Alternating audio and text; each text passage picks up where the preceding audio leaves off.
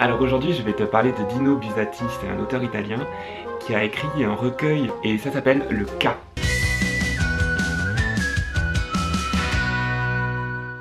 Alors oui, le K, c'est la lettre K, hein. Ça c'est la première nouvelle. Alors le K, qu'est-ce que c'est? Le K c'est un monstre marin en fait. Et il est assez terrifiant, c'est un requin, un énorme requin. Ce requin va poursuivre celui qu'il a vu jusqu'à la fin des temps, quoi. Il va le suivre. Et c'est une espèce de malédiction en fait. Et il y a un jeune garçon qui était sur un bateau comme ça et qui l'aperçoit. Et alors il s'étonne, il dit mais vous ne le voyez pas, etc. Et là les marins lui disent mais mon Dieu, mais ça y est, tu es maudit, tu vas être poursuivi toute ta vie par ce requin qui va vouloir te dévorer.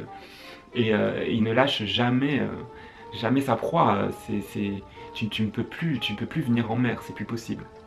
Et alors, ce jeune garçon vit avec cette malédiction, et dès qu'il s'approche un petit peu de la mer, il voit au loin le requin approcher, et partout où il va, il sait que si jamais il met un pied dans l'eau, le K va le poursuivre, vouloir le dévorer, etc. Et donc voilà, la vie de ce jeune homme va être voilà, parcourue d'angoisse et de cette épée de Damoclès là qui va virevolter au-dessus de sa tête toute sa vie, jusqu'à ce qu'il n'en puisse plus et qu'il dise bon, faut que je fasse face à mon destin, faut que j'aille trouver ce K.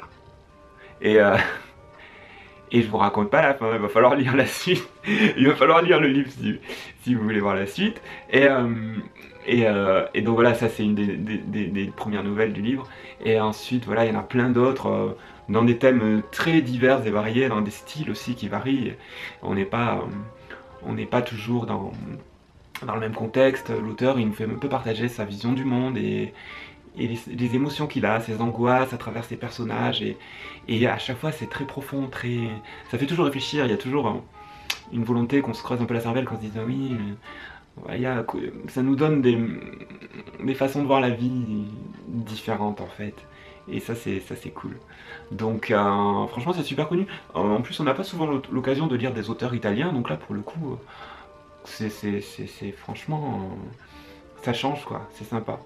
Et voilà, en tout cas, moi le cas, ça, c'est une histoire qui me terrifie quoi. Déjà j'ai peur des requins. Alors imaginez savoir que toute sa vie on va être poursuivi par un monstre comme ça, et quelque part en fait c'est symbolique de la peur de la mort, hein, tout simplement. Faut pas chercher très loin des fois. De se dire mais oui, on sait pas vraiment de quoi demain sera fait, et puis si il y a un truc qu'on peut être bien sûr, c'est un jour on va mourir.